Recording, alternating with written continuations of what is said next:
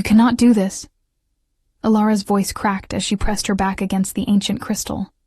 Her arms spread wide as if her small frame could somehow shield the relic from the Alpha King's fury. Please, Your Majesty. I am begging you. This relic has been protected by my family for generations. My mother made me swear on her deathbed that I would never let anyone destroy it. Theron's jaw tightened, his golden eyes cold and unyielding as he stared down at the girl who had served in his palace for years, invisible until this moment. Your mother filled your head with superstitions, girl. I have just returned from a war where real threats tried to destroy this kingdom.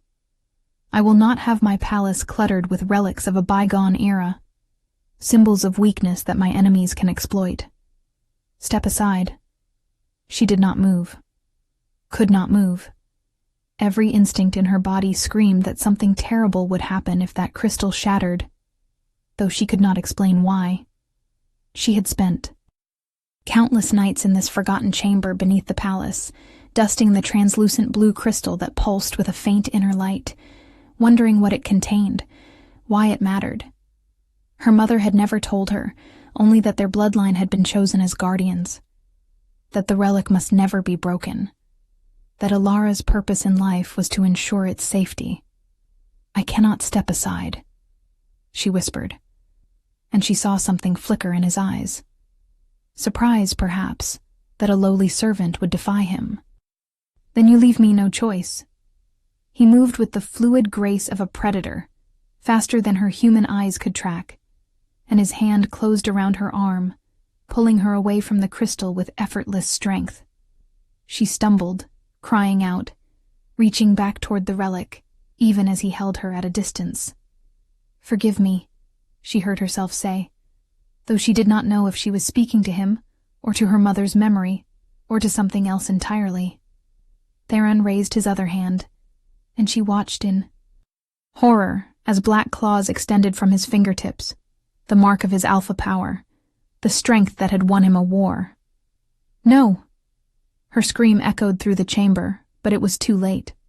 His clawed hand struck the crystal with devastating force, and the ancient relic shattered into 1,000 glittering fragments. For one suspended moment, nothing happened. The shards hung in the air, refracting light that seemed to come from nowhere, and Alara felt her heart stop beating in her chest. Then, the world exploded. Power erupted from the broken relic, a tidal wave of pure energy that threw both of them backward. Alara hit the stone wall hard enough to drive the air from her lungs, but she barely felt the impact because something else was happening. Something inside her. Something that had been sleeping her entire life and was now clawing its way to consciousness with savage desperation. Her wolf. She had never had a wolf.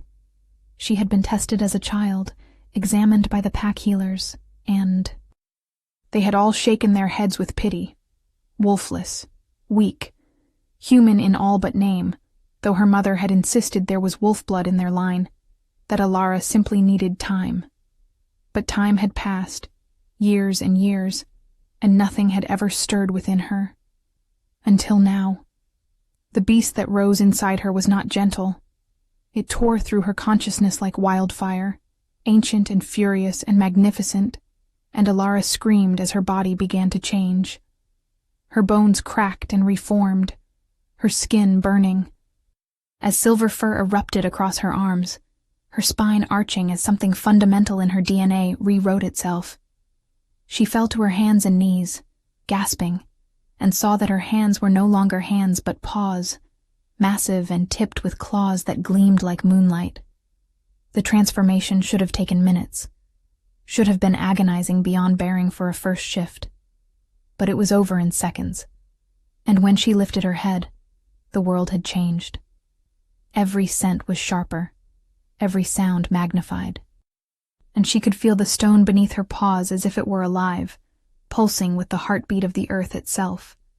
She turned her head and saw Theron staring at her, and the expression on his face was one she had never seen before. Shock. Awe.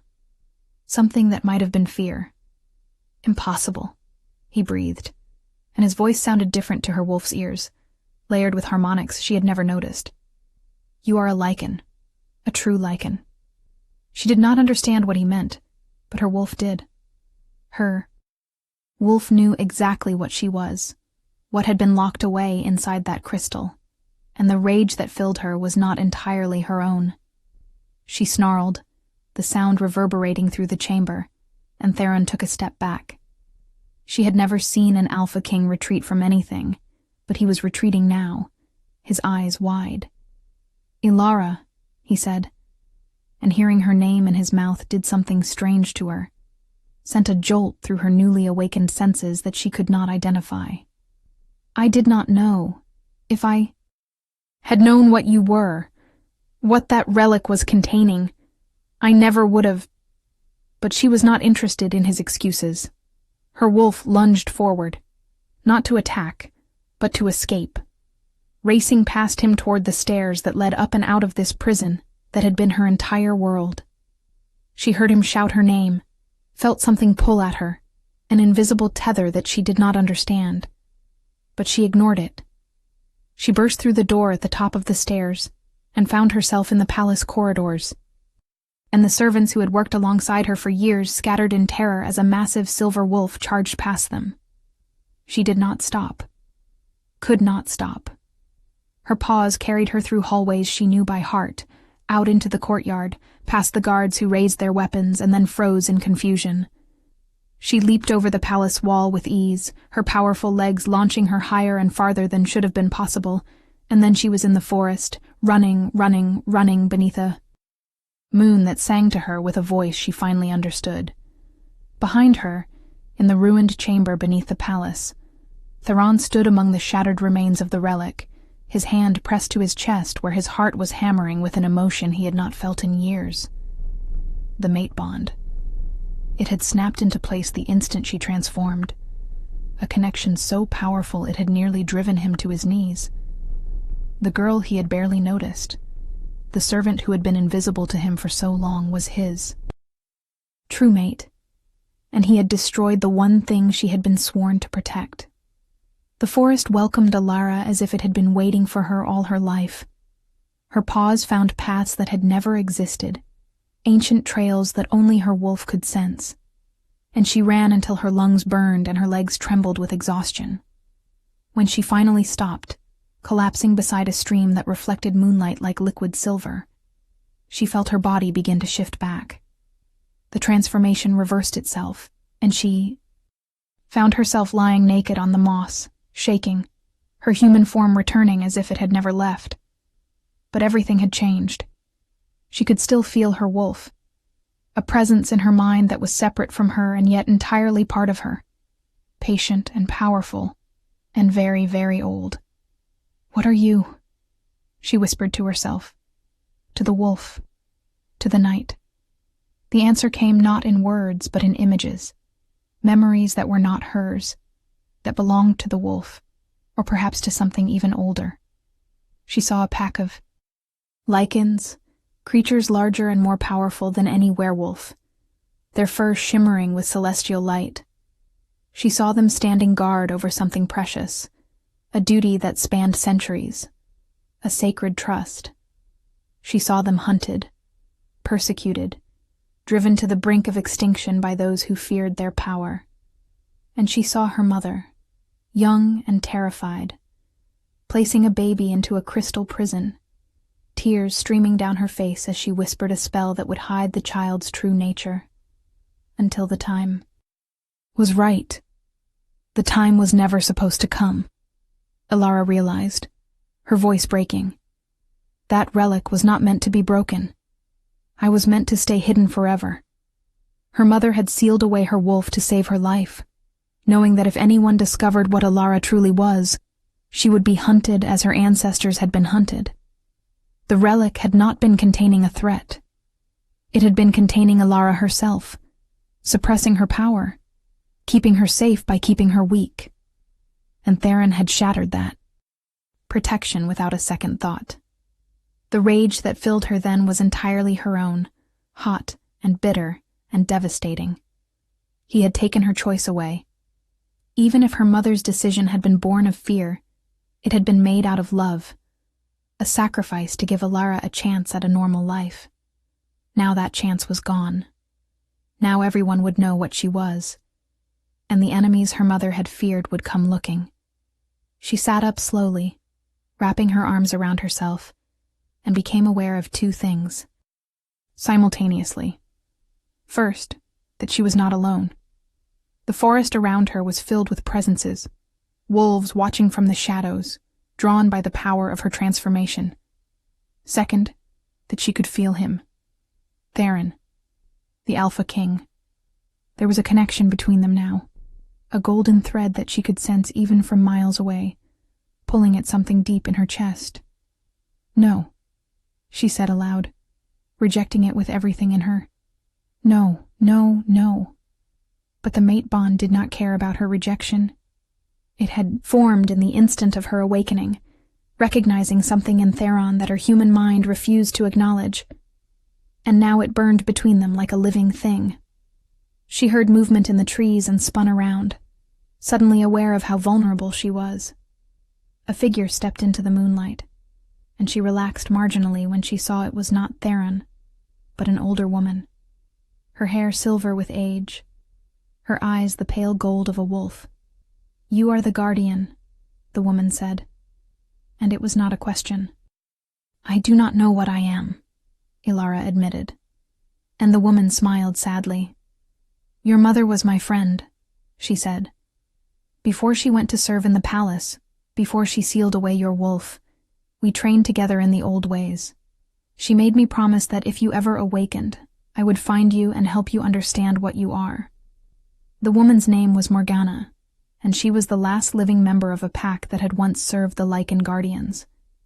She led Alara deeper into the forest, to a cave hidden behind a waterfall, and there she told her the truth that her mother had never been able to share. The Lycans had been the original children of the moon, blessed with powers far beyond normal werewolves, created to protect the balance between the human world and the supernatural. But their power had made them targets. Rival packs feared them, human hunters sought to capture them, and dark witches craved their blood for its magical properties. Over centuries, they had been hunted to near extinction, until only a handful remained.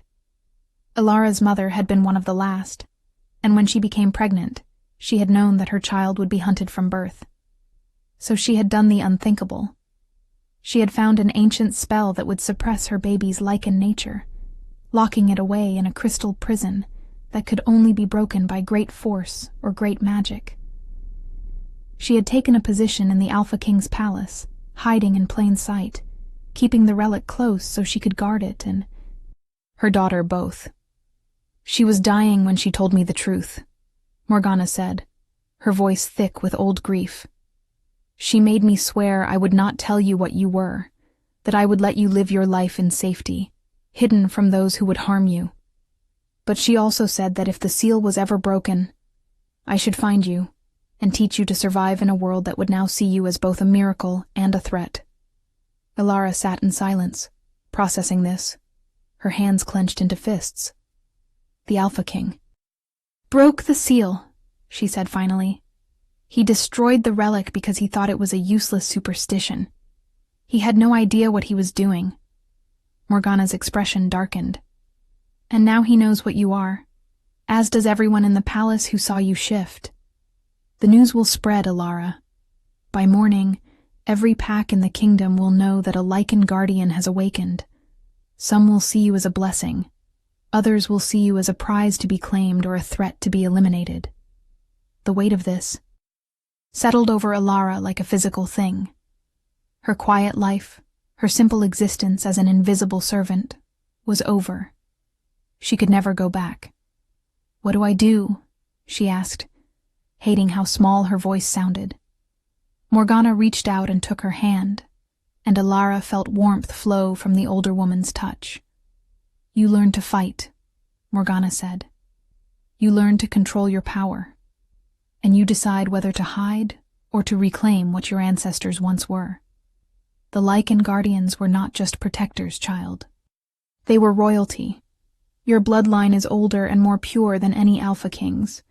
If you wanted, you could challenge for dominance over every pack in this kingdom. The idea was absurd, impossible. Alara had spent her entire life being overlooked, being nothing, and now this woman was telling her she could be everything. "I do not want power," she said. "I just want—" But she did not know how to finish that sentence. What did she want? Safety? That was gone forever. Her old life? That had been built on a lie. Revenge against Theron for destroying the one thing her mother had entrusted to her? That felt closer to the truth, but the mate bond throbbed in her chest at the thought, a painful reminder that her wolf had chosen him whether she liked it or not. If you are enjoying this story, do not forget to leave a like and subscribe to the channel for more emotional stories like this one. "The mate bond," Alara said suddenly, looking at Morgana with desperate eyes. "Can it be broken?" Morgana's face filled with sympathy. "You felt it with the Alpha King." It was not a question, but Alara nodded anyway. "The moment I shifted, I felt something connect between us. I do not understand it. I do not want it. He destroyed everything my mother worked to protect. How can my wolf possibly think he is meant for me?" Morgana sighed, settling back against the cave wall. The mate bond does not care about logic or justice, or even personal preference. It recognizes something deeper, something in the soul that calls to its match. Your wolf sees in him what you cannot, or perhaps what you refuse to see. Alara shook her head violently. "I refuse to accept it. There has to be a way to sever the connection." There was a long silence, and when Morgana finally spoke, her voice was heavy with warning. "There is a way, but it comes at a great cost. The mate bond can be rejected, but the rejection must be formal, public, and it will damage both of you. You will lose a part of yourself, and he will lose a part of himself. Many who reject their true mates never recover. They spend the rest of their lives feeling incomplete, as if something vital has been carved out of them. The idea of feeling more incomplete than she already did seemed impossible, but Alara filed the information away. If Theron thought he could claim her as his mate after what he had done, he would learn exactly how wrong he was. But first, she needed to survive long enough to make that rejection. "You said I would be hunted," she said, changing the subject. "Who will come for me?" Morgana's expression grew grim. "There are factions who have been waiting centuries for a lichen to emerge. Dark covens who believe your blood can grant them immortality. Rival packs who will want to either control you or eliminate you before you can challenge their authority. And then there is Lady Seraphine." The name meant nothing to Alara, but Morgana saw her confusion and explained. "She is the woman the Council has chosen to be the Alpha King's bride, a political match meant to unite his pack with the powerful northern territories. She is beautiful, educated, sophisticated, everything a queen should be. She is also a witch, though she hides it well, and she has been working for years to position herself at the center of power. If she learns that the Alpha King has found his true mate, she will see you as an obstacle to be removed." Perfect. As if Alara's life were not already complicated. Enough. Now she had to worry about a jealous almost queen with magical powers. "When will she learn about me?" she asked. Morgana smiled without humor. "She probably already knows. The palace has eyes and ears everywhere, and the commotion you caused when you shifted will not have gone unnoticed. I would estimate you have perhaps a day, maybe 2, before she makes her first move." Alara wanted to laugh at the absurdity of it all, but she was too tired, too overwhelmed. Less than a day ago, her biggest concern had been whether the kitchen would have enough bread for the servants' evening meal. Now she was apparently a mythical creature, the mate of an Alpha King she despised, and the target of multiple deadly threats. "Teach me," she said abruptly. "You said I need to learn to control my power. Start now. I'm not going to let them hunt me down like prey." Morgana studied her for a long moment, then nodded with approval. Your mother would be proud of you. Very well. We begin. Immediately. What followed were hours of instruction that pushed Alara to the limits of her endurance. Morgana taught her how to call forth her wolf at will, how to shift smoothly between forms, how to access the lichen abilities that set her apart from ordinary werewolves. Alara learned that she was faster, stronger, and more resilient than any normal shifter. Her senses were sharper, capable of detecting lies through changes in heartbeat and breathing. Her healing was accelerated to the point where minor wounds closed in seconds. Most impressive and terrifying was her ability to project her power outward, creating an aura of dominance that could force weaker wolves to submit without a single word spoken.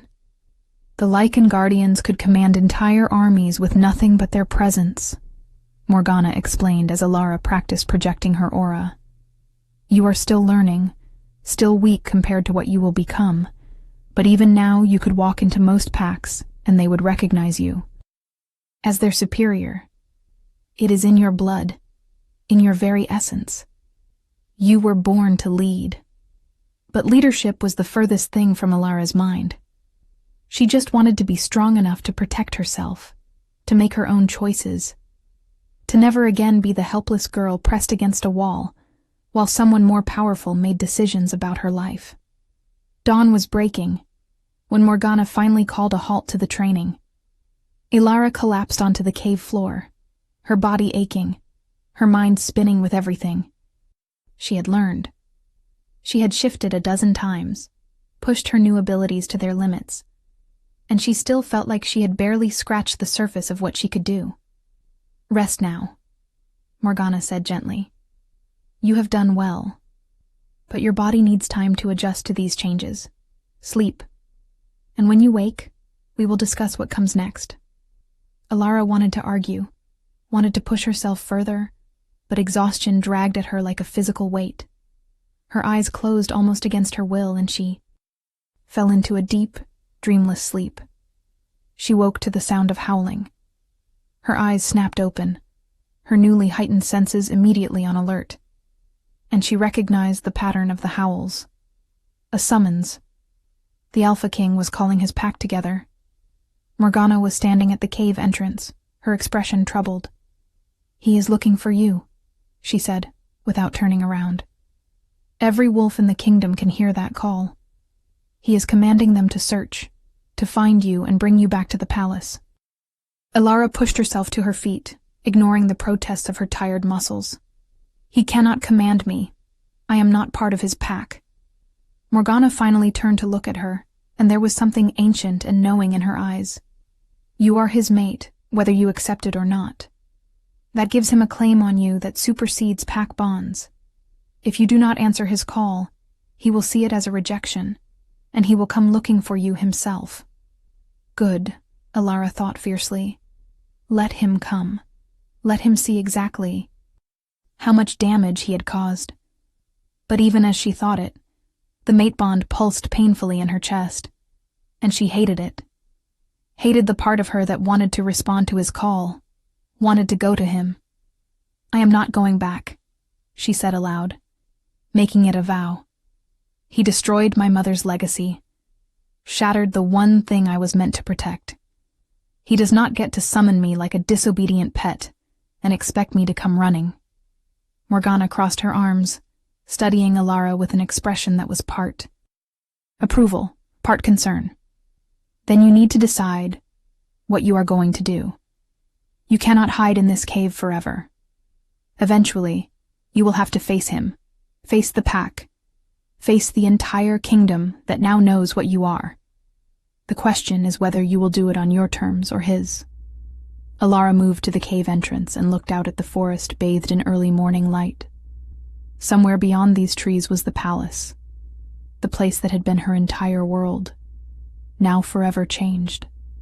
Somewhere out.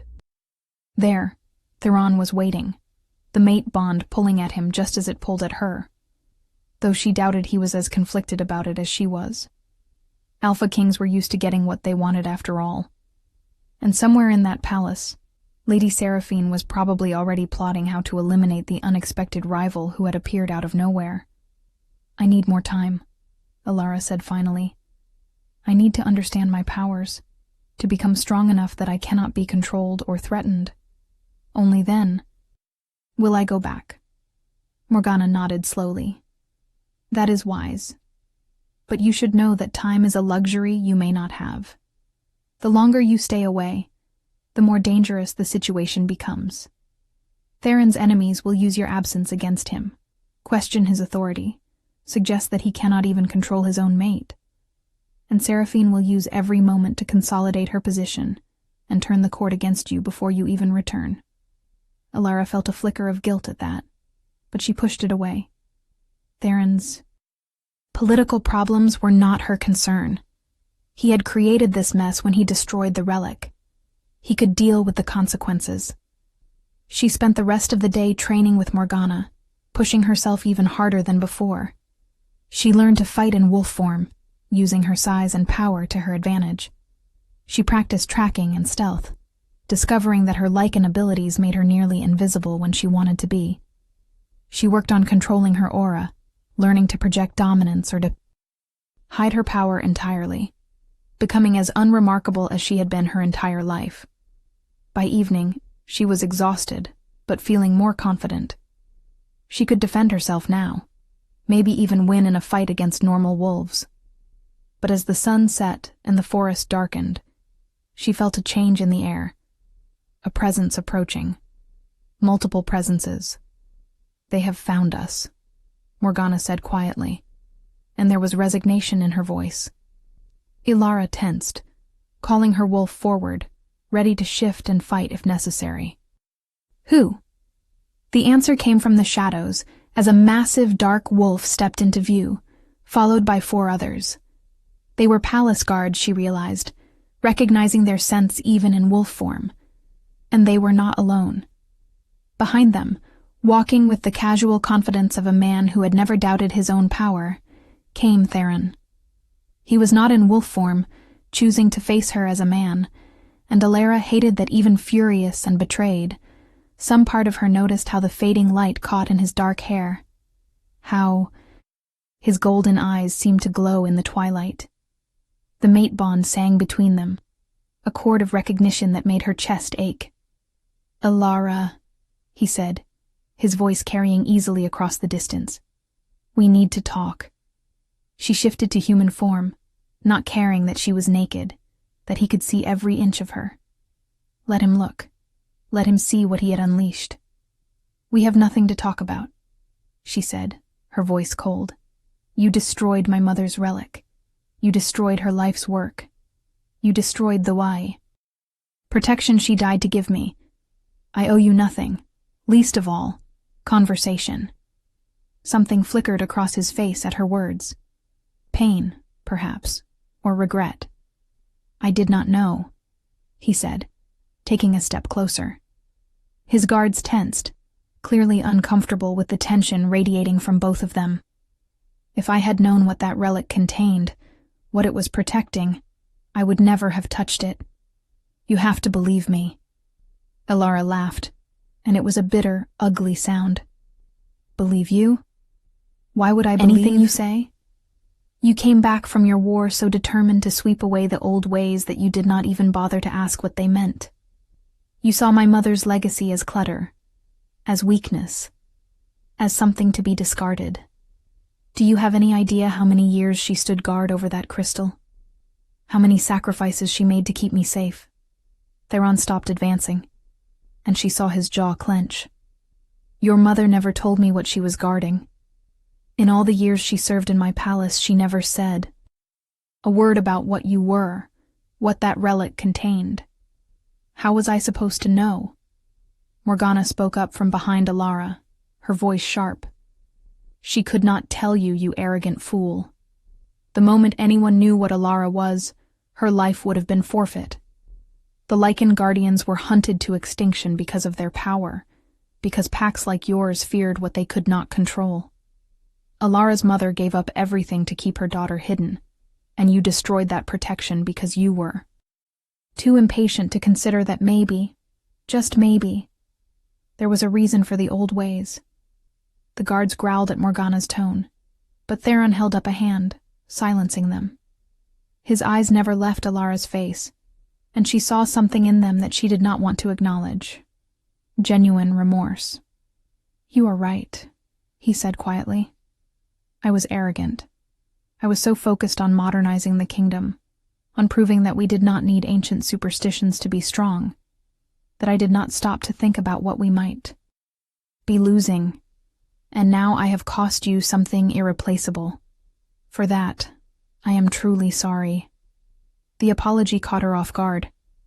Alpha Kings did not apologize, especially not to lowly servants. But the words sounded sincere, and the mate bond thrummed with his emotions, letting her feel the truth of his regret, whether she wanted to or not. "Sorry does not fix what you broke," she said, but her voice had lost some of its edge. "Sorry does not bring back my mother, or restore the years of peace she bought me with her sacrifice. Sorry does not change the fact that now I am exposed, hunted, my entire life upended because you could not be bothered to listen to the desperate pleas of a servant." He flinched at that, and she felt a savage satisfaction at getting through his armor. Good. Let him hurt even a fraction as much as she was hurting. "I know," he said. "I know I cannot undo what I have done, but I can protect you now. Come back to the palace. Let me use my power to keep you safe from those who would hunt you. Let me try to make amends." Alara shook her head, taking a step back. "I do not need your protection. I am not the helpless servant girl you remember. The wolf you released is powerful, ancient, and I am learning to use that power. I can protect myself." Theron's eyes flashed with something that might have been pride or possessiveness or both. "I know you are powerful. I felt it when you shifted. Every wolf in the kingdom felt it. That is why you need to come back. Your power makes you a target, and there are threats you do not yet understand gathering against you. What do you think will happen next? Leave your predictions in the comments below." "Then tell me about these threats," Alara demanded. "If I am in such danger, explain why I should trust you to protect me when you are the one who put me in danger in the first place." Theron glanced at his guards, then back at her, clearly weighing how much to reveal. Finally he spoke. "Lady Seraphine knows about you. She sent a messenger to the palace this morning, offering her congratulations on my discovery of my true mate and requesting an immediate audience. She has never been one to offer congratulations without an ulterior motive." Alara felt a chill run down her spine despite herself. "The woman you are supposed to marry." His jaw clenched. "A political arrangement made by the council before I even met you. But the mate bond supersedes all political agreements. You are my true mate, Alara. That means Seraphine's claim is void, and she knows it. She will not give up the throne without a fight." The casual way he claimed her as his mate made anger flare hot in Alara's chest. "I have not accepted the mate bond," she said sharply. "You do not get to stand there and announce that I am yours as if my choice does not matter. The bond exists, but I have the right to reject it, to reject you, and I am seriously considering doing exactly that." The words hit him like a physical blow. She felt it. Through the bond, a spike of pain and desperation that made her own chest ache in sympathy. The guards behind him shifted uneasily, clearly shocked that anyone would consider rejecting an Alpha King, especially one as powerful as Theron. "Please," he said, and the word came out rough, almost broken. "Please do not reject the bond. I know I have wronged you, but give me a chance to prove that I can be the mate you deserve. The bond formed for a reason, Alara. Our wolves recognize something in, each other. Something true." She wanted to remain cold, unmoved, but the raw emotion in his voice was making it difficult. She could feel his sincerity through the bond, his genuine fear of losing her before he had ever really had her. "You do not even know me," she said, grasping at logic. "I was invisible to you for years.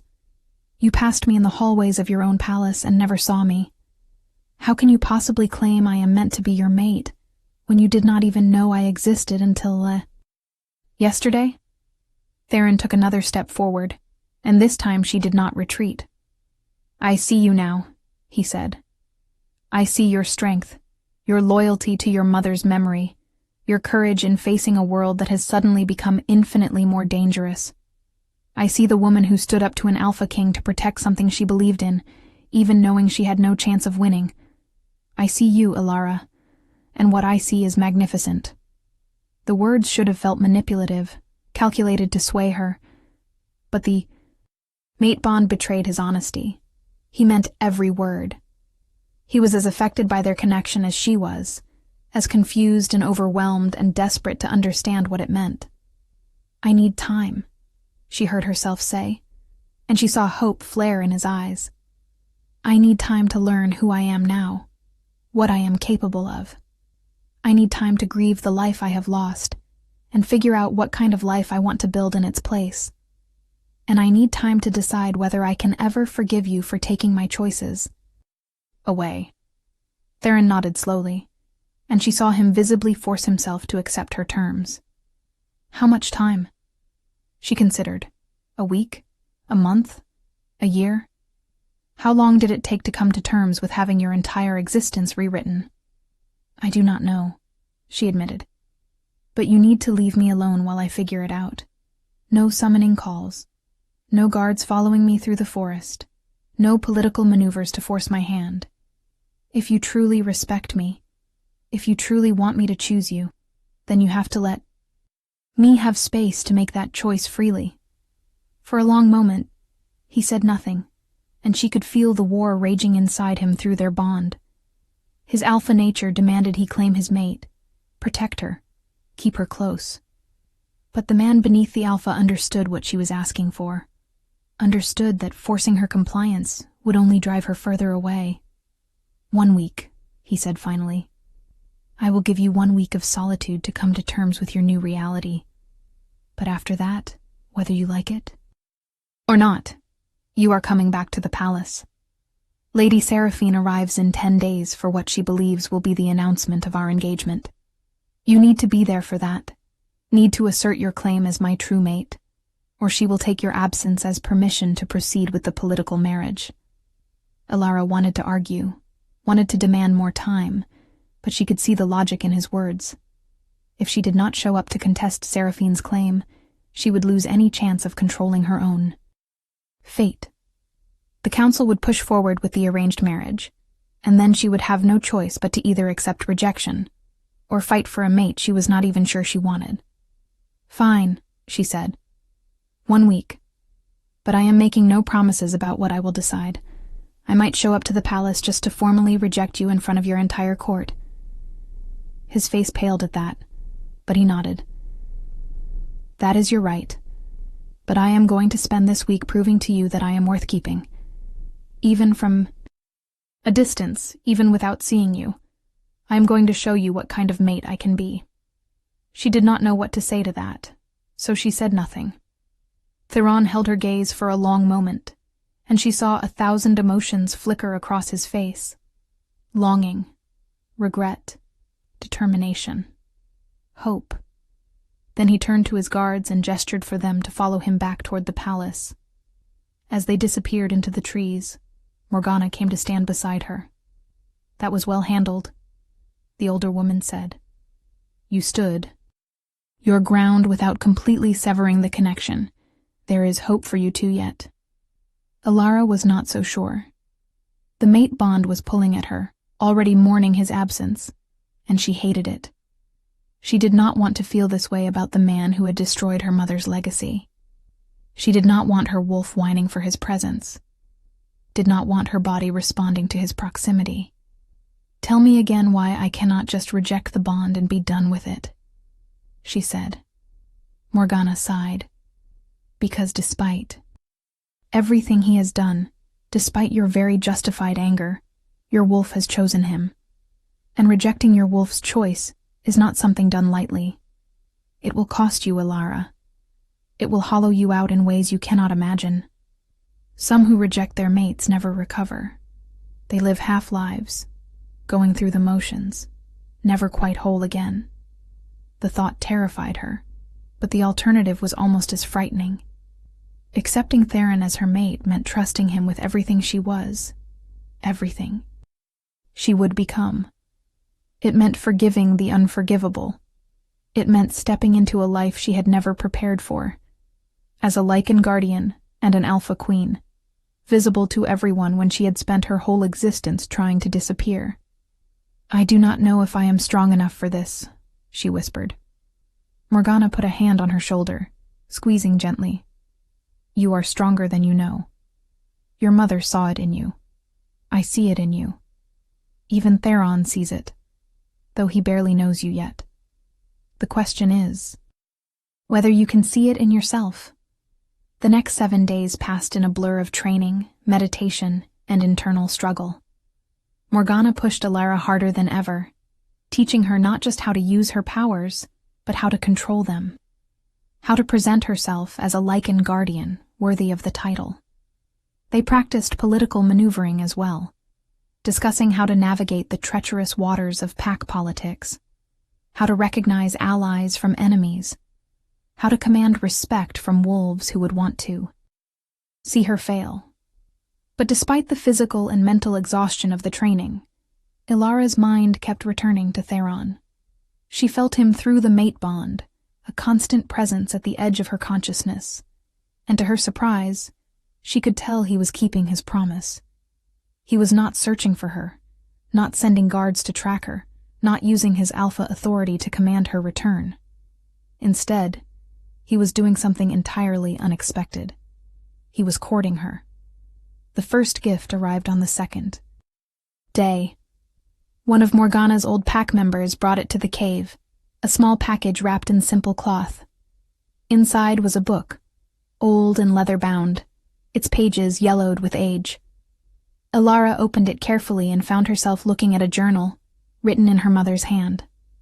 "My dear Ilara," the first page read, "if you are reading this, then the relic has been broken, and you know the truth of what you are. I am so sorry I could not tell you myself, could not prepare you for the burden you would inherit. This journal contains everything I know about the Lycan Guardians, every story passed down through our family, every scrap of knowledge that might help you survive in a world that fears your power. Know that I loved you more than life itself, and everything I did was to give you a chance at happiness. Your loving mother." Ilara's hands shook as she held the journal, tears streaming down her face. This was her mother's voice, her mother's wisdom, returned to her when she needed it most. The note that came with the book was in Theron's handwriting, brief and to the point. "I found this among your mother's belongings in the servants' quarters. I thought you should have it. T." She did not know how to feel about the gift. It was thoughtful, deeply personal, exactly what she needed, and she hated that it came from him. But she could not deny that he had given her something precious, a piece of her mother she thought was lost forever. The second gift arrived on the 4th day. This time it was information. A detailed report on Lady Seraphine, her family connections, her known associates, and most damning evidence of her involvement with a dark coven that specialized in blood magic and control spells. The note attached said simply, "Know your enemy. She is more dangerous than you realize. T." Ilara spent hours poring over the information, memorizing names and faces, understanding the network of power that Seraphine had been building for years. The woman was not just a political rival, but a genuine threat, someone who would not hesitate to use forbidden magic to eliminate obstacles.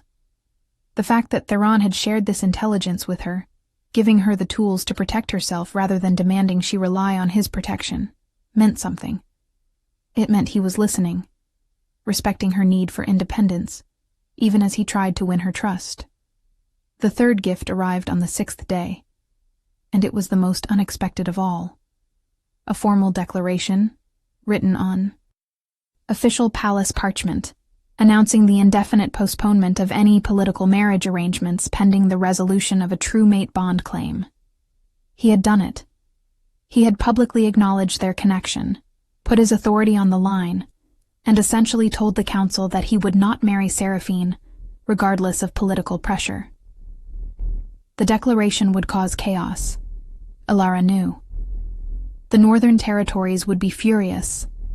The council would demand explanations, and his enemies would see it as weakness. But he had done it anyway, because she had asked for time, and he had given her the space to use it. The note with this gift was longer than the others. Alara, I know I cannot undo what I have done. I know I shattered something precious, something your mother gave her life to protect. But I want you to know that I see you now, truly see you, and I am in awe of what you are becoming. You are stronger than I am, braver than I have ever been, and you deserve a mate who will honor that strength rather than try to control it.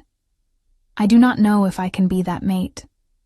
I do not know if I am worthy of the gift the moon goddess gave me when she brought you into my life. But I am trying, Alara. I am trying to be worthy of you. Tomorrow you must decide whether to come to the palace, whether to face Seraphine in the court, whether to claim your place as my mate, or reject me in front of everyone. Whatever you decide, I will respect it. But know this, I will never stop fighting for you, even if you send me away. The mate bond is not just about duty or politics or pack alliances. It is about two souls recognizing each other across lifetimes, knowing that together they can be more than they ever were apart. I felt that recognition the moment you shifted. I feel it every second you are away from me, and I will wait as long as it takes for you to feel it too. Yours, whether you want me or not, Theron. If you want to see how this story ends, make sure you are subscribed with notifications on. Alara read the letter 3 times, her emotions in turmoil. He was saying all the right things, making all the right gestures, and her wolf was practically howling with approval. But her human mind, the part that remembered standing helpless while he destroyed her mother's relic, was not ready to surrender so easily.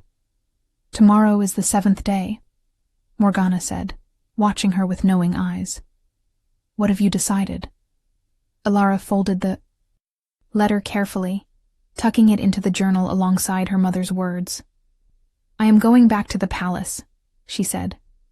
Not because he has won me over with pretty words and thoughtful gifts, but because I need to face Seraphine myself. I need to understand what she is planning, what threat she poses. And I need to see Theron in his own environment, not as a suitor trying to win my favor, but as the Alpha King dealing with the political nightmare I have caused by existing. Morgana smiled. Slightly. That sounds like the beginning of wisdom. But be careful, child. The palace is full of dangers you have not yet learned to recognize. Trust your instincts.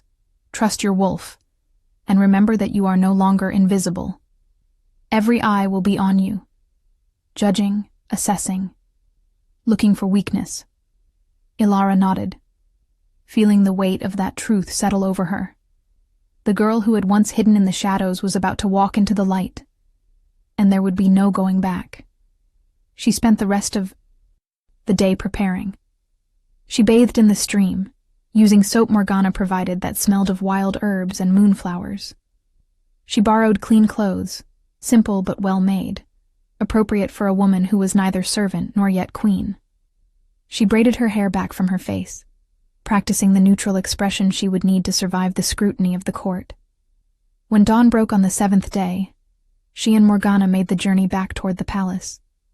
As they neared the edge of the forest, Alara felt the mate bond surge with awareness.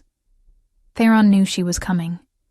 She could feel his anticipation, his hope, his fear that she might have returned only to reject him publicly. They emerged from the trees to find him waiting alone at the palace gates. No guards, no advisors, just the Alpha King standing in the early morning light, his golden eyes fixed on her with an intensity that made her breath catch. You came, he said. and there was wonder in his voice. "I gave my word," Alara replied, stopping a careful distance away. "I said I would be here before Seraphine's arrival, and I am a woman of my word." He smiled, a slow, genuine expression that transformed his face from severe to breathtaking. "I never doubted it. Your mother raised you to honor your commitments, even when they are difficult." The mention of her mother sent a pang through Alara's heart, but it was no longer the sharp agony it had been. The journal had helped, reading her mother's words, understanding her choices. The grief was still there, would always be there, but it no longer consumed her. "Thank you," she said quietly, "for finding her journal, for giving it to me. It helped more than you know." Theron's expression softened. "I wish I could give you back everything I took from you. Since I cannot, I am trying to give you the tools you need to move forward, to build a new life from the ruins of the old." It was a good answer, honest and self-aware.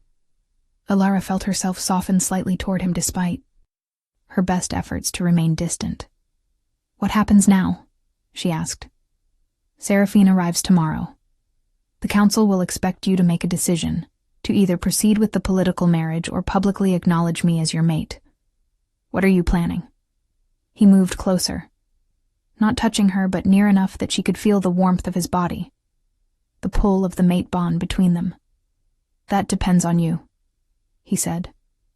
"I have made my choice. I acknowledged you as my true mate in the declaration I sent out. But you have not made yours. Are you here to claim your place at my side, or are you here to reject me in person?" Alara looked up at him, studying the face she had glimpsed countless times in the palace halls without ever truly seeing. He was handsome. Any fool could see that. But it was more than physical beauty. There was strength in the set of his jaw, intelligence in his golden eyes, and something else, something vulnerable that he was letting her see, the part of him that feared. She would walk away and leave him incomplete. "I do not know," she admitted, and saw pain flash across his face before he controlled it. "I came because I needed to face this situation, needed to understand what I am dealing with, but I have not decided whether I can forgive you for what you did, whether I can trust you not to make unilateral decisions about my life in the future." He nodded slowly, accepting her honesty, even though it clearly hurt. "That is fair. I broke your trust before I even knew you well enough to have earned it. Rebuilding it will take time, and I am prepared to wait as long as necessary." Morgana stepped forward then, addressing Theron directly. "The girl needs a place to stay while she decides. I assume you are not going to put her back in the servants' quarters."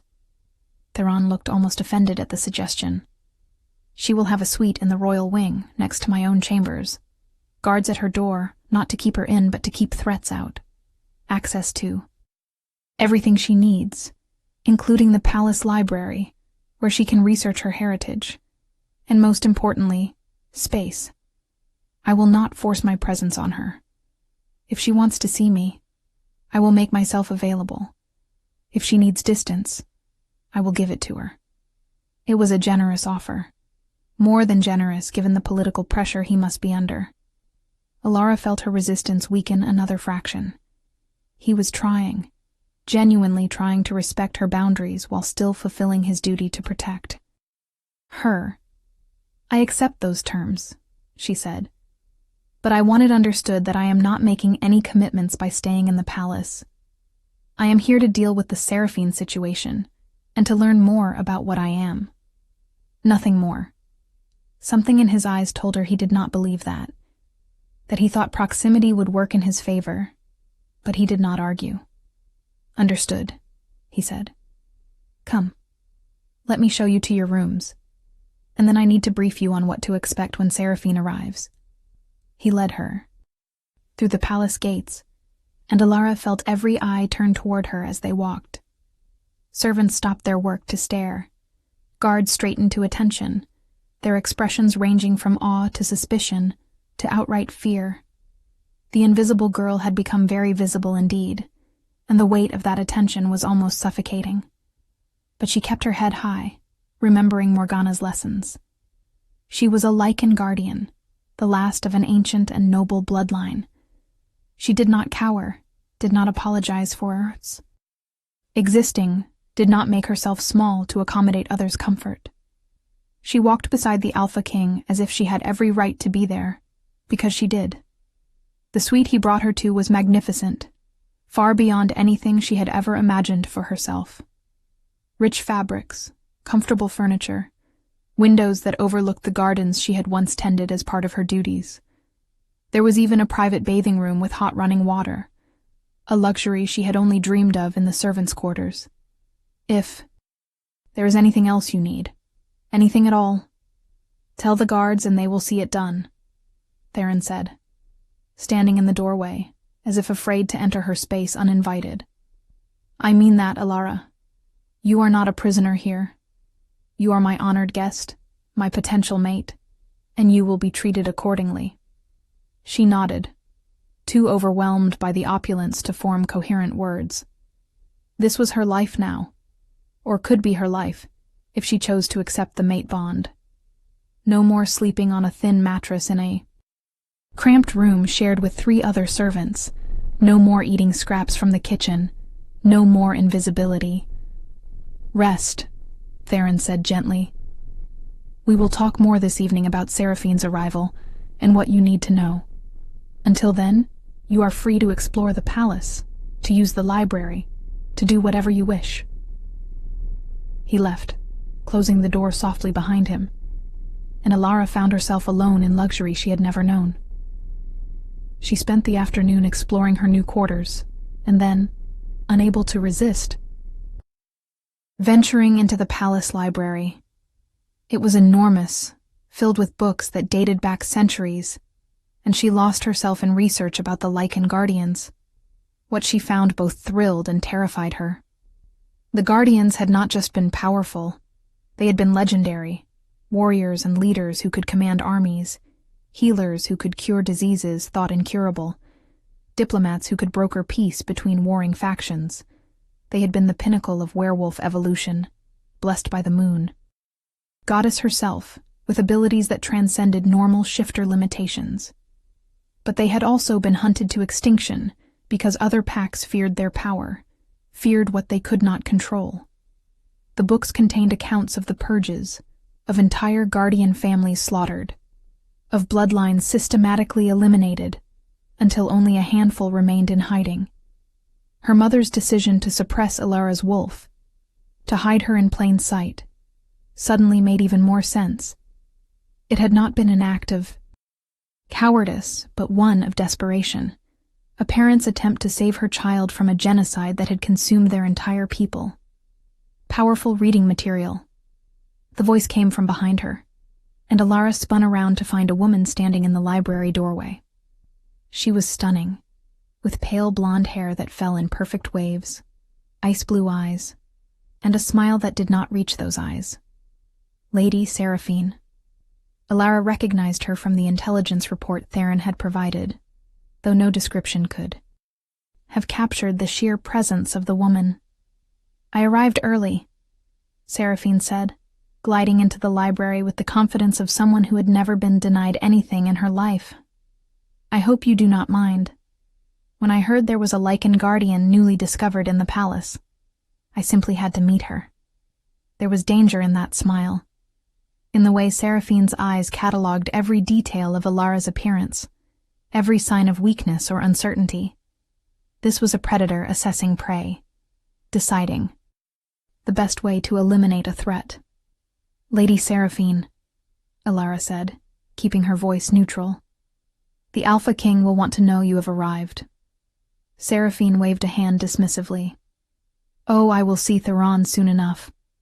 First, I wanted to have a little chat with you, woman to woman. I am sure you understand. Alara did not understand, but she was not about to admit that.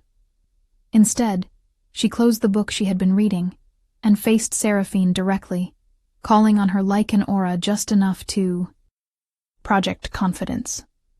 What would you like to chat about? Seraphine's smile widened, but it was a cold thing, calculating.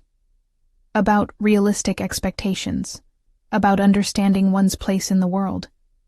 You see, I know what you are thinking. You believe that because some accident of genetics made you Theron's mate, you can simply walk in here and claim a throne that I have been working toward for years. But let me explain something to you, little guardian. Being a mate and being a queen are two very different things.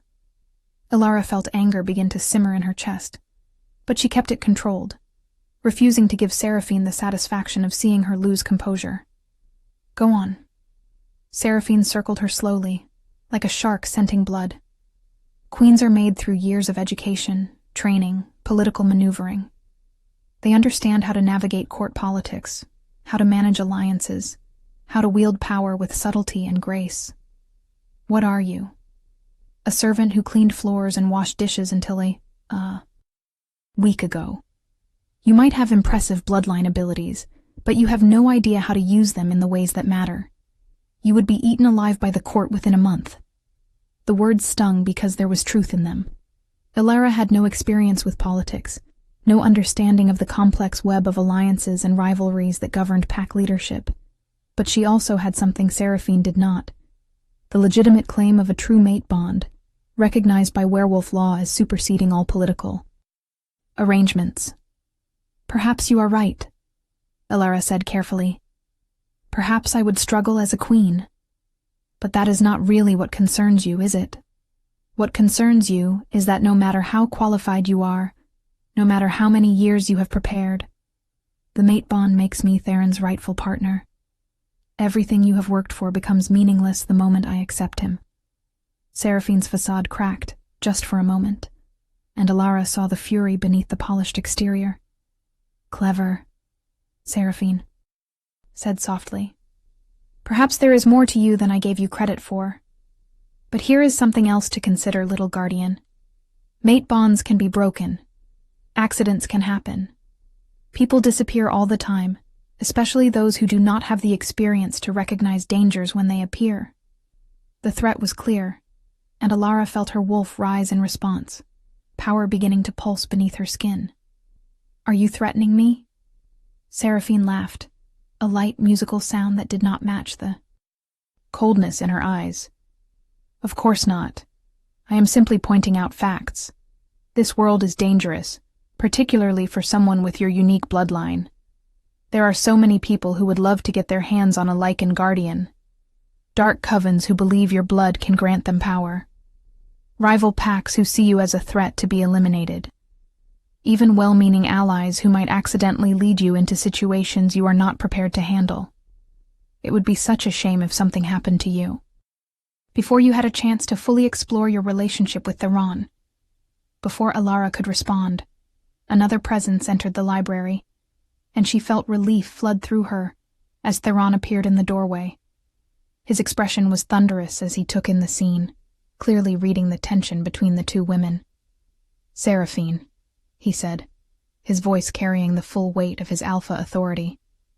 I was not aware you had arrived, and I certainly did not authorize you to harass my mate.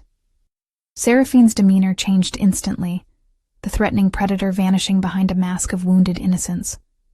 Harass? Theron, you wound me.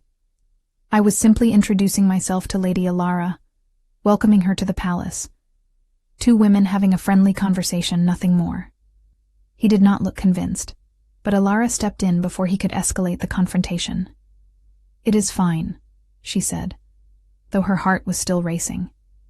Lady Seraphine was just leaving, were you not? Seraphine smiled at her, and there was approval in that smile, acknowledgement that Elara had handled herself well. Indeed I was. So lovely to meet you, Lady Elara. I am sure we will be seeing much more of each other in the coming days. After all, the council meeting is tomorrow, and I am very much looking forward to hearing what decisions have been made regarding certain political arrangements. She swept out of the library with the grace of a dancer, leaving tension thick in the air behind her.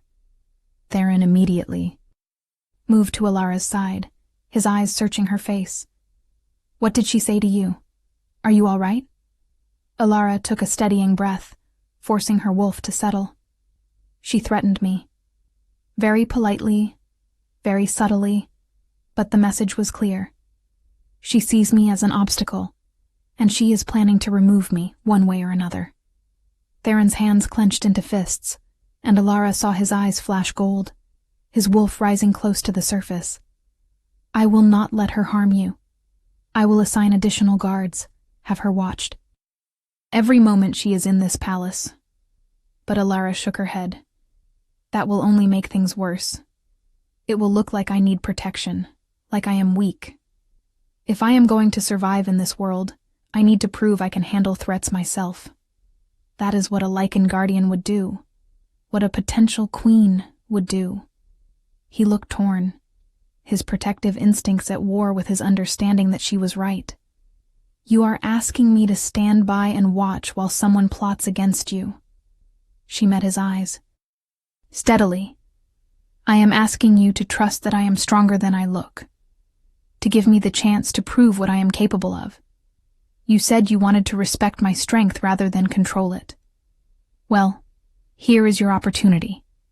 For a long moment, he said nothing, and she could feel the struggle through their bond. Then slowly, he nodded. All right, but I am not going to make this easy for her. At tomorrow's council meeting, I am going to formally present you as my true mate and make it clear that any threat to you is a threat to me. Let her try to harm you with the full weight of my authority protecting you. It was a compromise, and Alara found herself grateful for it. She had meant what she said about proving her strength, but she was not foolish enough to refuse all assistance. Seraphine was dangerous, connected, and willing to use dark magic. Having Theron's public support would make eliminating Alara much more difficult. Thank you, she said, for listening, for trusting me, for not immediately trying to lock me away somewhere safe. He smiled ruefully. I wanted to. Every instinct I have is screaming at me to lock you in the most secure room in the palace and stand guard over you personally.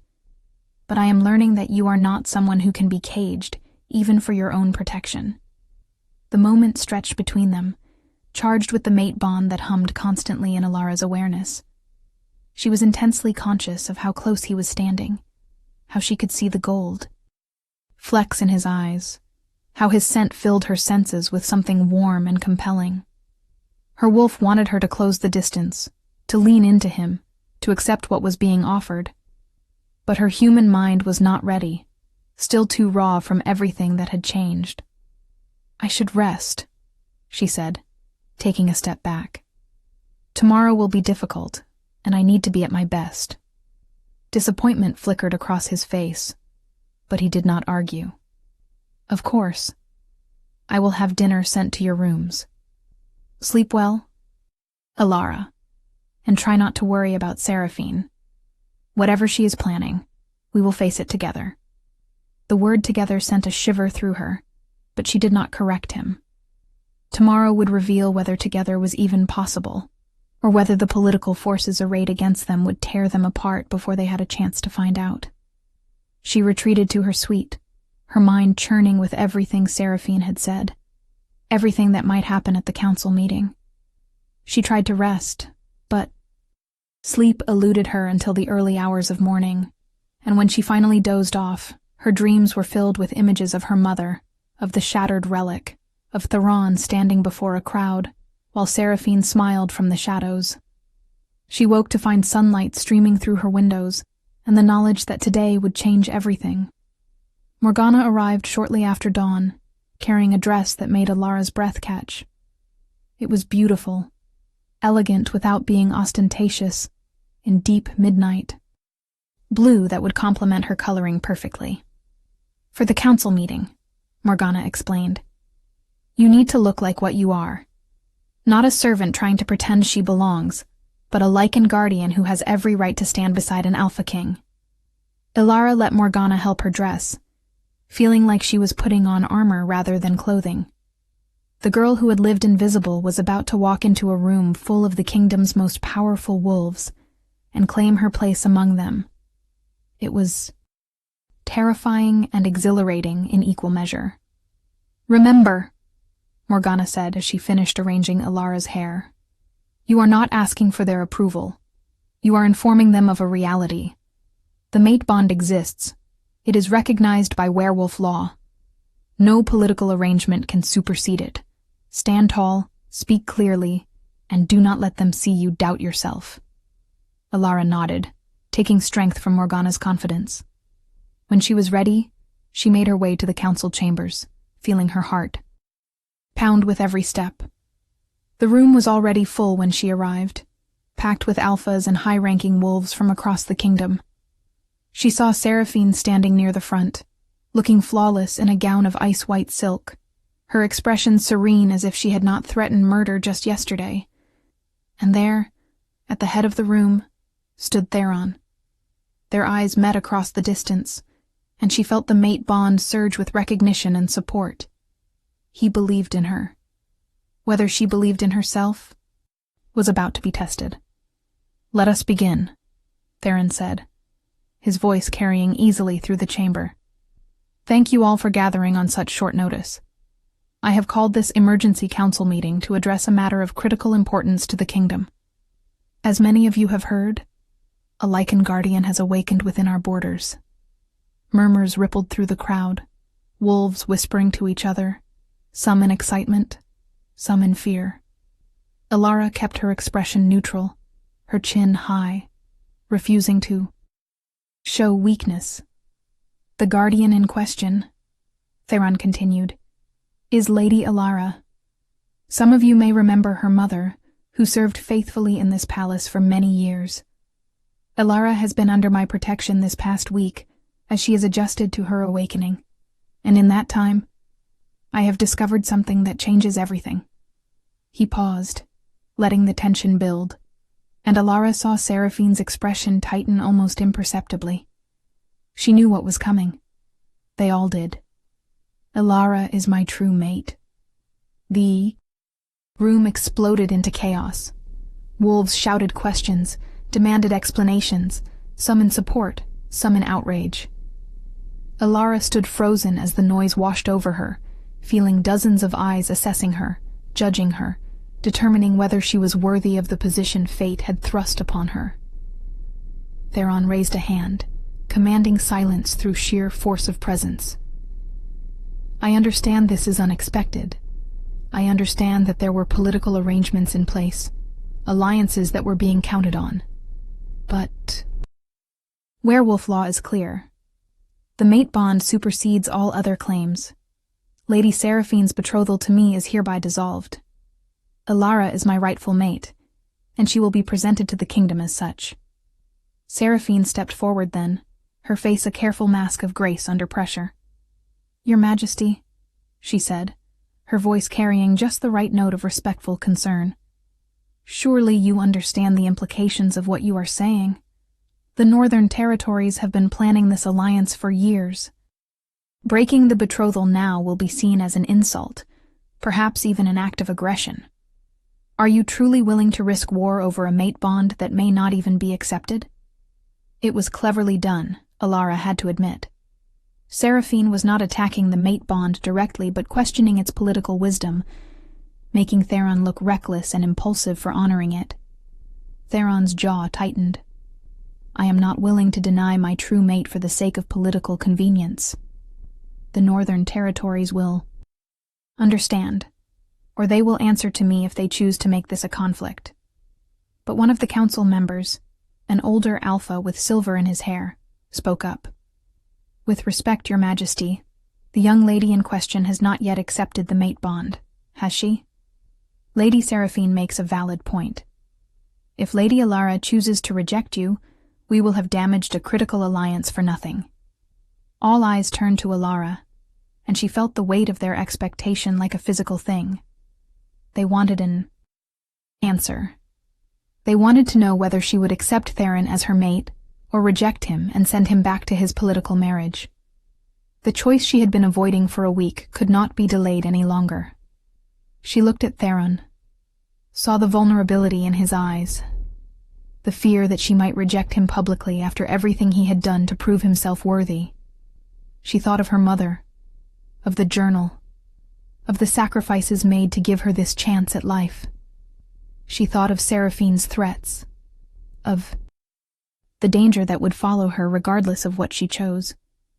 And she thought of the mate bond itself, the connection she had been fighting, the part of her wolf that insisted Theron was meant for her despite everything that had happened. "I have not accepted the mate bond," she said clearly, and she saw devastation flash across Theron's face. Seraphine's expression brightened with triumph. "However," Alara continued, "I have not rejected it either. I am here, before this council, to state that I am considering the bond seriously, that I am giving it, and the Alpha King the time and respect such a decision deserves. I will not be rushed into acceptance by political pressure, nor will I be intimidated into rejection by those who see me as an obstacle to their ambitions." She turned to face Seraphine directly, letting her lichen aura project outward, filling the room with the power of her bloodline. Several wolves gasped, backing up involuntarily as they felt the force of what she was. "Let me be very clear," Alara said, her voice steady despite her racing heart. "I am a lichen guardian, the last of an ancient bloodline that predates most of the packs in this room. My ancestors were royalty when your ancestors were still learning to shift. I owe none of you explanations, none of you justifications, and I certainly do not owe any of you my submission. If I choose to accept Theron as my mate, it will be because I have decided he is worthy of me, not because a council demands it, for political expediency. And if I choose to reject him, it will be my choice alone, made for my own reasons, not because anyone here believes it would be more convenient." The room had gone utterly silent. Even Seraphine looked momentarily taken aback by the force of Alara's declaration. She had stopped being the invisible servant girl. In this moment, standing before the most powerful wolves in the kingdom, she was everything her bloodline promised. She was a guardian, and they all felt it. Theron's expression had transformed from devastation to something that looked like pride, mixed with desire. She could feel his emotions through the bond, his wolf responding to hers with fierce approval. This was what he had hoped for, what he had believed she could be. Strong, uncompromising, magnificent. "Well said," came a voice from the back of the room, and Alara turned to see an ancient-looking Alpha step forward. She recognized him from her research. Alpha Kirin of the Eastern Territories, one of the oldest and most respected wolves in the kingdom. The Guardian speaks with the authority of her lineage. The council should respect that authority. Other voices joined in, some in agreement, some still protesting, but the tide had shifted. Alara had claimed her power publicly, and even those who might have questioned her worthiness had felt the truth of what she was. She was not someone who could be dismissed or intimidated. Seraphine, however, was not finished. "How very inspiring," she said, her voice dripping with false admiration. "Lady Alara certainly knows how to make an entrance. But perhaps before we all get swept up in bloodline romanticism, we should address a more practical concern. How do we know this bond is genuine? Mate bonds can be faked by sufficiently powerful magic. What proof do we have that this is not simply a convenient claim meant to disrupt a legitimate political arrangement?" It was a clever attack, sowing doubt without directly accusing anyone of deception. Murmurs of uncertainty rippled through the council. Several members exchanged glances, clearly wondering if Seraphine had a point. Theron looked ready to defend the bond's authenticity, but Alara spoke first. "You want proof?" she asked, turning to face Seraphine fully. "Very well. The mate bond creates a connection between souls that cannot be faked or hidden. Those of us who share such a bond can feel each other's emotions, sense each other's presence, communicate without words. If you doubt the authenticity of my bond with Theron, I invite you to test it." Seraphine's eyes narrowed. "What kind of test?" Alara gestured to the council. "Have someone take Theron to another room, somewhere I cannot see or hear him. Have him think of something specific, feel a particular emotion. If the bond is real, I will be able to tell you what he is experiencing. If I cannot, you will have your proof that this is a deception. It was a risky gambit. Ilara had not tested the limits of the mate bond in this way, did not know if she could reliably sense Theron's thoughts and feelings from a distance. But her wolf was confident, insisting that the connection between them was strong enough to prove itself. Seraphine looked uncertain for the first time, as if she had not expected Ilara to call her bluff. That seems like an unusual request. It seems like a reasonable test of authenticity, Alpha Kirin said. If Lady Seraphine has concerns about the legitimacy of the mate bond, this would put those concerns to rest. Unless, of course, she is not genuinely interested in the truth, but simply trying to sow discord. Seraphine's expression hardened. She had been outmaneuvered, and she knew it. If she refused the test, she would look like she was making baseless accusations. If she accepted and Ilara succeeded, her entire argument would collapse. By all means, she said with forced grace, let us conduct this test. Theron caught Ilara's eye, and she saw question and concern in his gaze. Are you certain? He seemed to be asking. Do you trust the bond enough to stake everything on it? She gave him a small nod, and he smiled, just slightly, before allowing 2 neutral council members to escort him from the chamber. The room fell silent as they waited, tension thick in the air. Ilara closed her eyes, focusing on the mate bond, on the golden thread that connected her to Theron even across the distance. At first there was nothing but vague awareness of his presence, the knowledge that he existed somewhere nearby. But then she pushed deeper, opening herself to the connection more fully than she ever had before, and suddenly she could feel him. His emotions washed over her in waves. Anticipation, hope, love. He was thinking about the first time he had truly seen her, not as an invisible servant, but as the magnificent creature she had become when she shifted.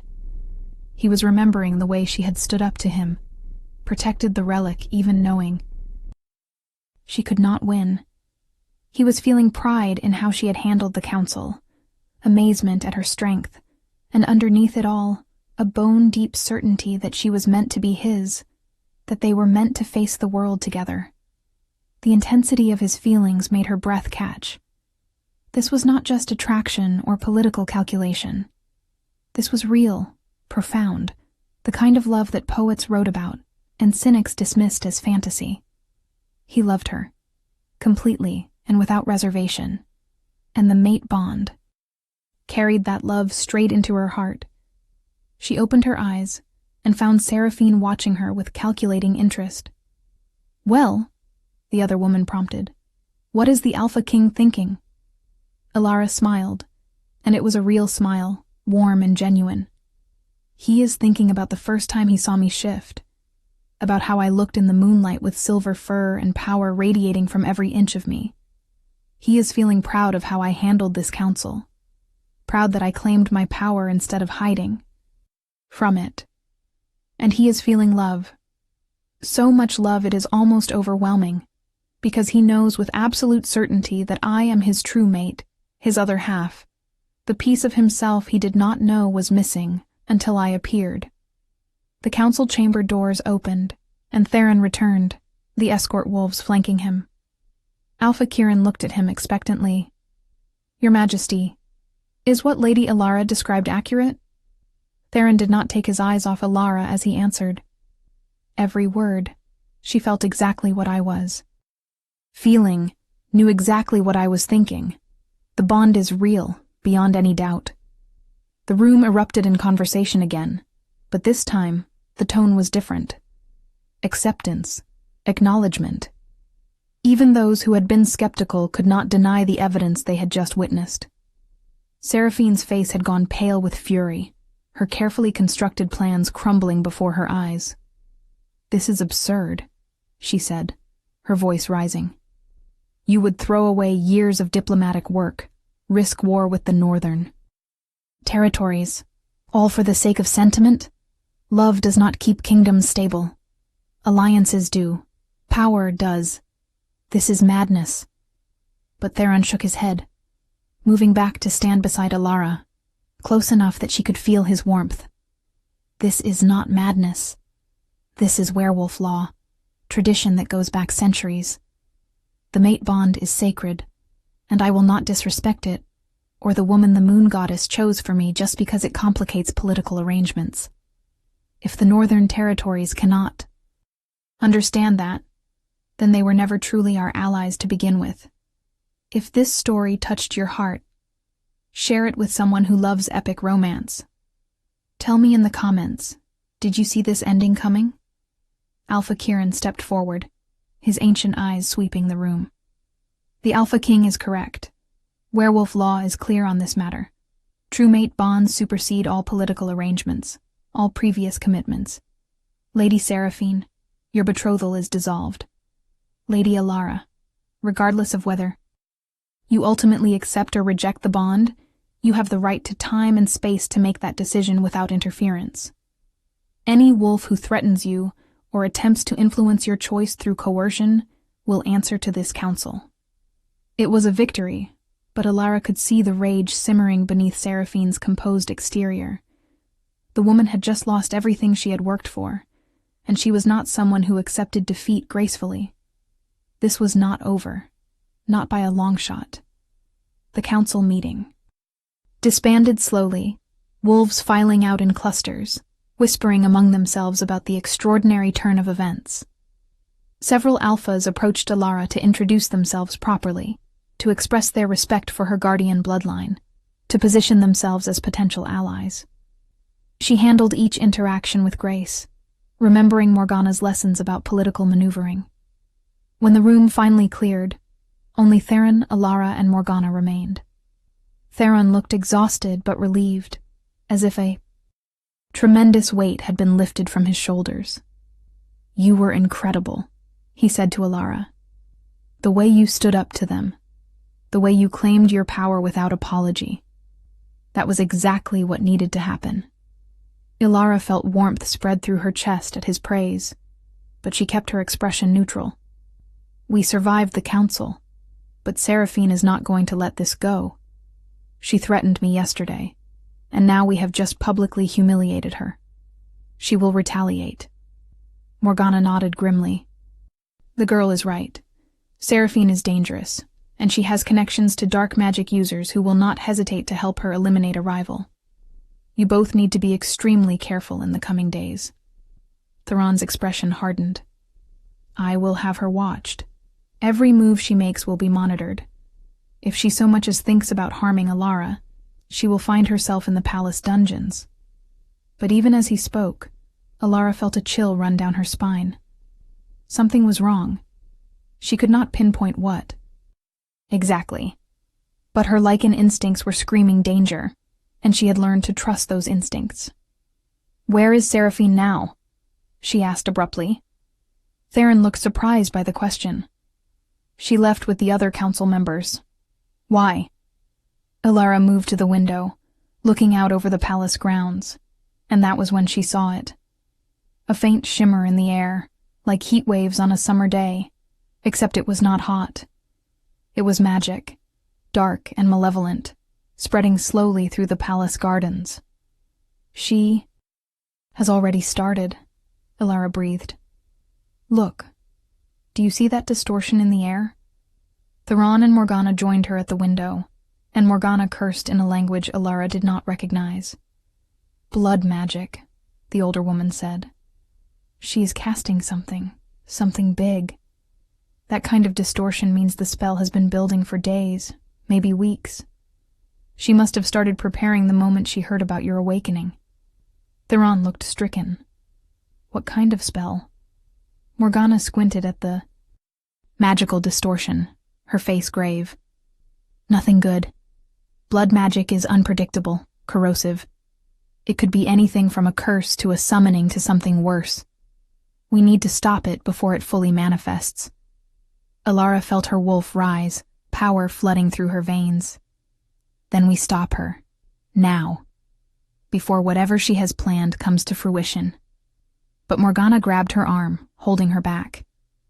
Wait, you cannot just charge in blind. Blood magic is dangerous, especially for someone with power like yours. Your lichen blood is exactly the kind of fuel these spells crave.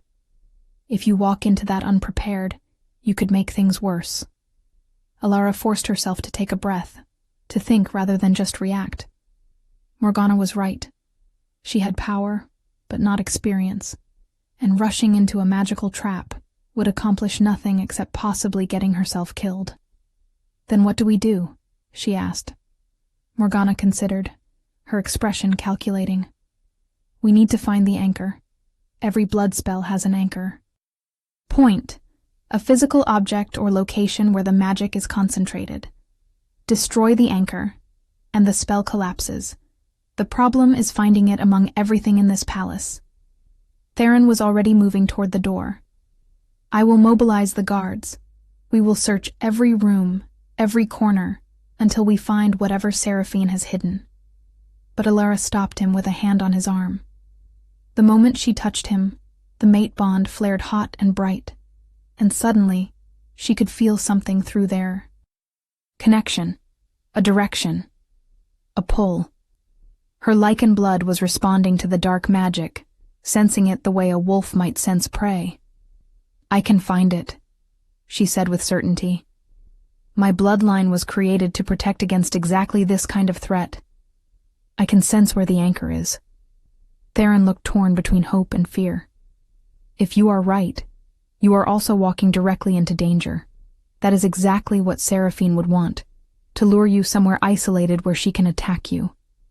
Alara met his eyes. Steadily. Then you come with me.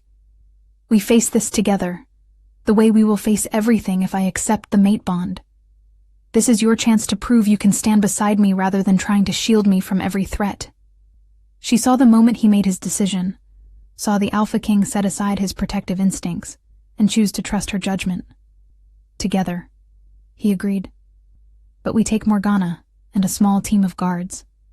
I am not letting you face dark magic alone, regardless of how powerful your bloodline is. It was a reasonable compromise, and Alara accepted it. They gathered a team of Theron's most trusted guards, wolves who had proven their loyalty beyond question, and Morgana prepared protective charms for everyone. These will not stop blood magic entirely, the older woman warned, but they should buy you a few seconds if the spell activates. Use those seconds wisely.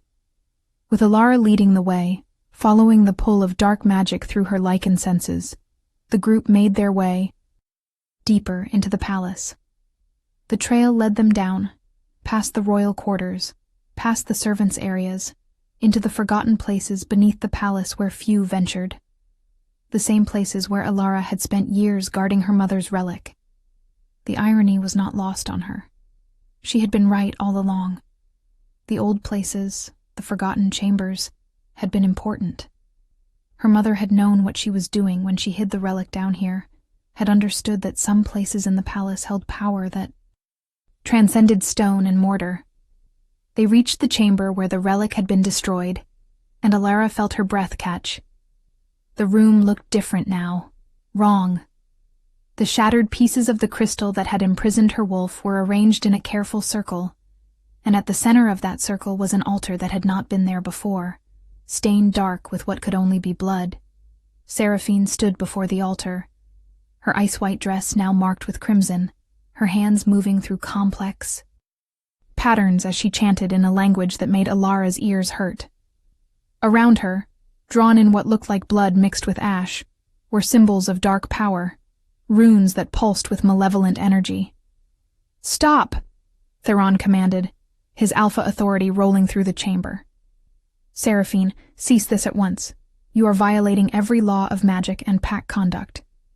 Seraphine paused in her chanting, turning to face them with a smile that was no longer even pretending to be sane. "Too late," she said, her voice echoing strangely in the enclosed space. "The spell is already complete. In moments, it will activate, and your precious lichen guardian will be mine.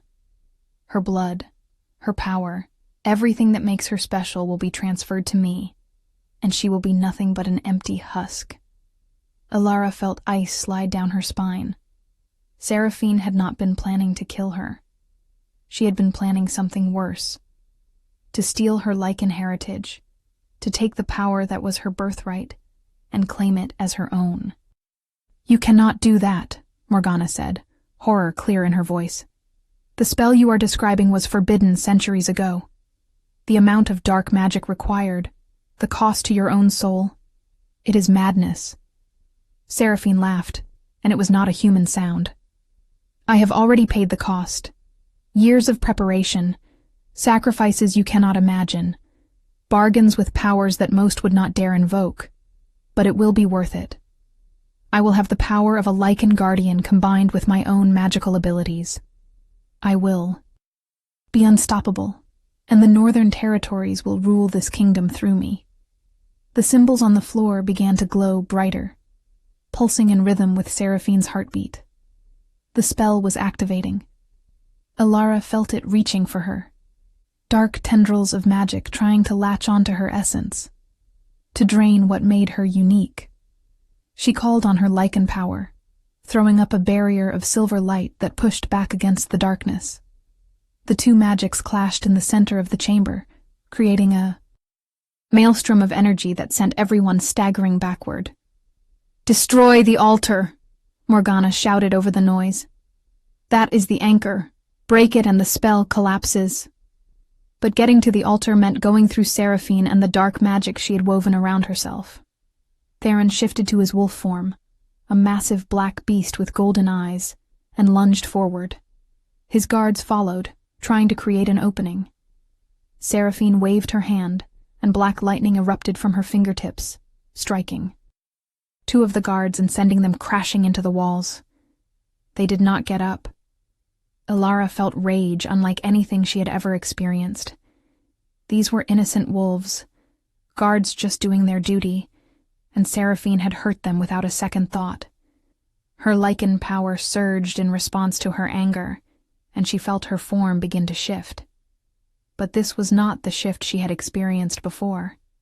This was something more, something her bloodline had been capable of, but she had not yet attempted.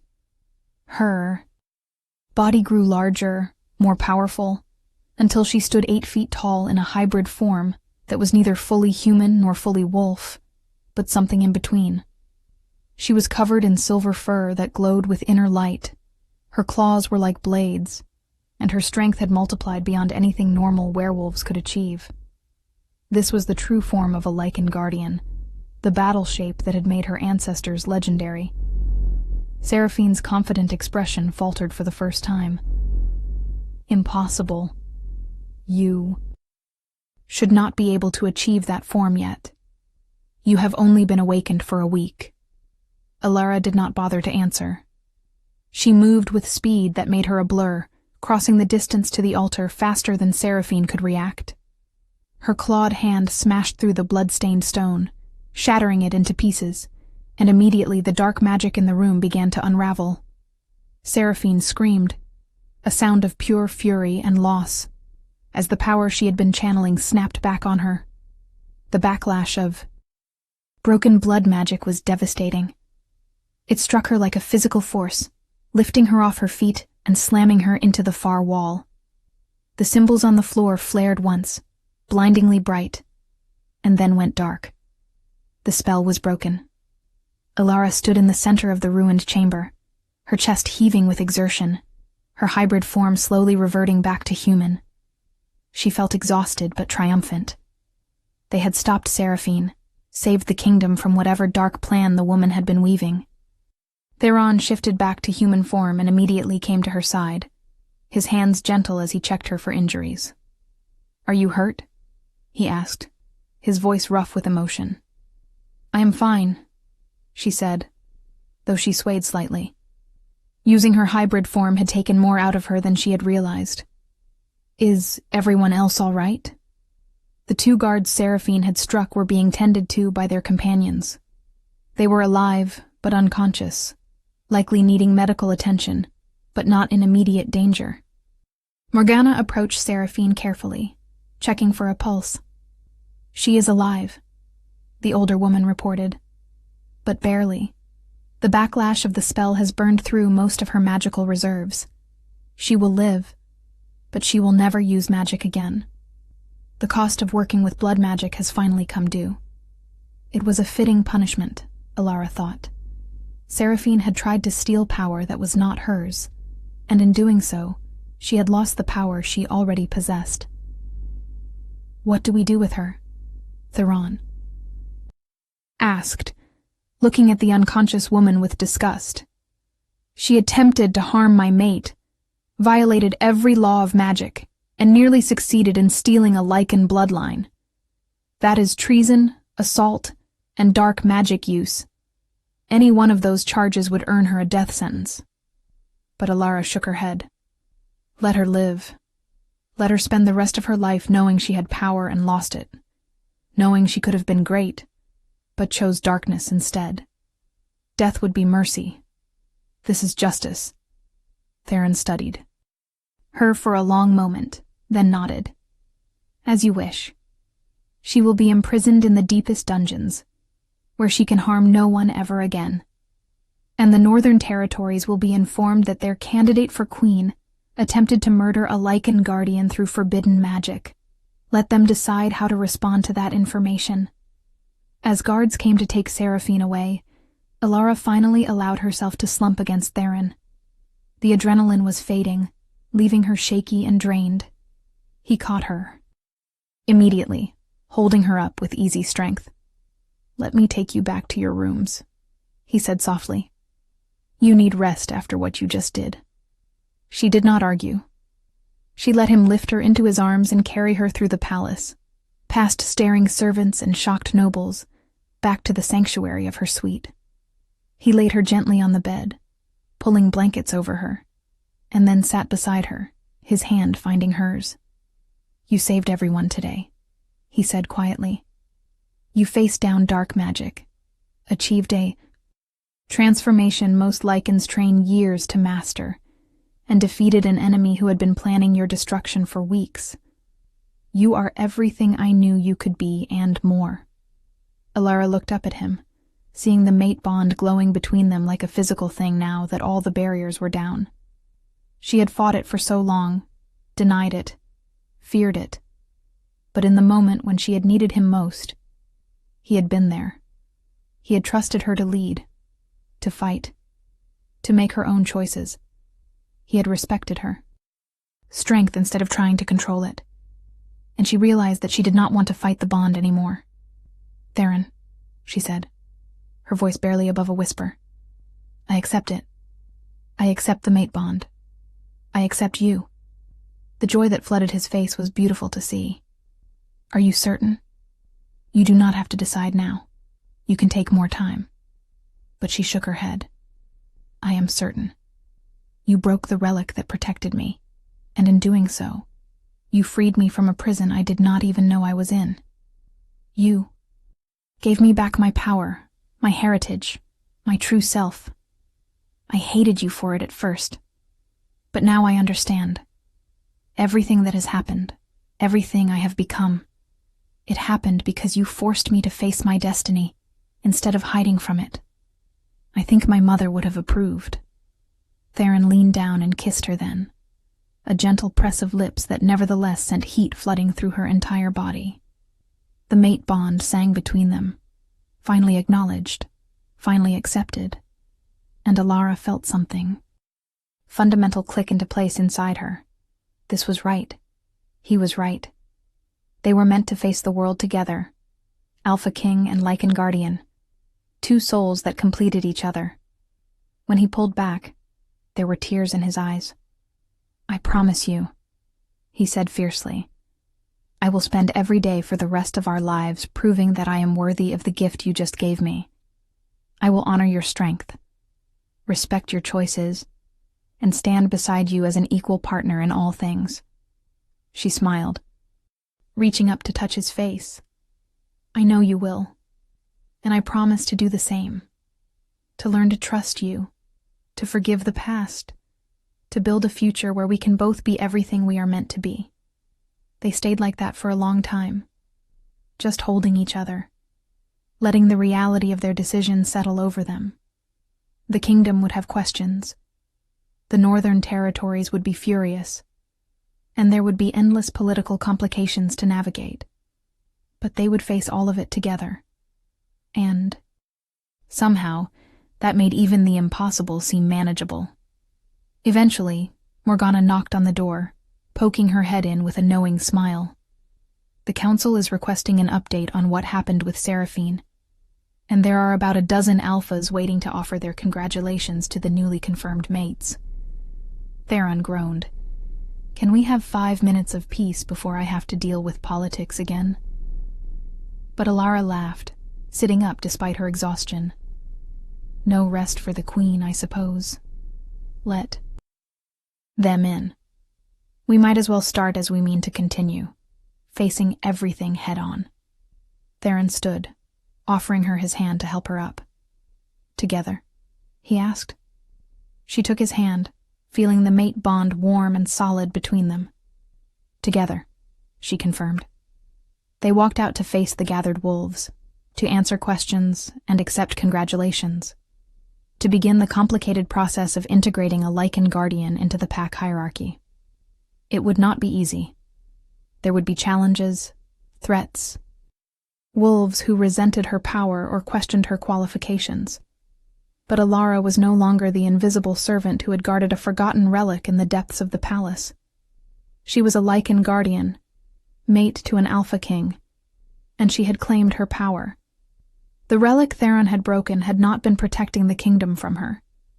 It had been protecting her from the kingdom, keeping her hidden until she was ready to face what she truly was. And now, standing beside the mate who had freed her, surrounded by wolves who would follow them both, Alara finally understood her mother's sacrifice. It had not been about keeping her weak. It had been about giving her time to grow strong enough to survive the destiny that had always been waiting. The destiny she was finally ready to embrace. Together with Theron, she would face whatever came next. And together, they would reshape the kingdom into something better, a place where old bloodlines and new ideas could coexist, where power was tempered with compassion, where a servant girl could become a queen, not through political maneuvering, but through the undeniable truth of a mate bond recognized by the moon goddess herself. The Alpha King had broken the relic she was meant to protect, and in doing so, he had released who she truly was. Not a victim, not a prisoner, but a guardian, powerful and free, finally awake and ready to claim her place in the world.